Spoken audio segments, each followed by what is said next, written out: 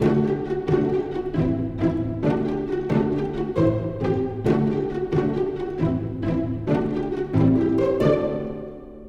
have to get there as an entrepreneur first and foremost. You also have to get there as a designer, and that took me a long time because you're putting your art out into the world, and your buyer's like, I don't like that. Can you change that to yellow instead of red? Or can you remove this strap? Or can you make this $100 cheaper?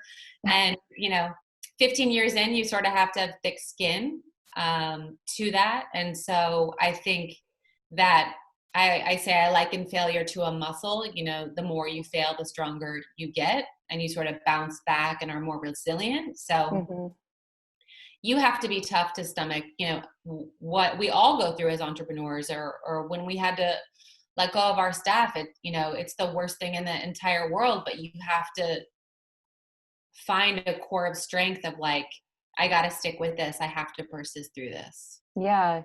So some of that is obviously simply going through the experience and becoming more resilient. But I'm also curious if there are any sort of habits or practices you've cultivated over the years to become more resilient, more mentally tough. I think that when you have a failure or something didn't work, you can choose to just go, okay, I'm done. It didn't work out.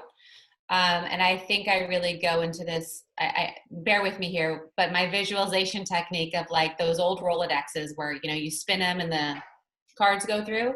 I Yeah. think I go into that mode when I'm encountering a problem, and I'm like, there has to be a solution. And I'm just going to keep thinking of different ideas and go Mhm. through different scenarios. And I let myself go there. And then I hop on the phone. And I think there's so much to be said about talking to another person. It's usually my brother or, again, our general counsel, and say, okay, let's spitball a zillion other ways this could be worked out. And I think Mm. when you open up the line of communication and you sort of are able to share that with someone else, and if you don't have a co-founder, is it another business person? Is it someone who's gone through this before? Yeah. You'll usually find a solution. So we have weathered things that no company should survive or come back from. I think because of our ability to just keep pushing, keep opening doors, keep looking underneath the covers at all the possible ways a problem could be solved.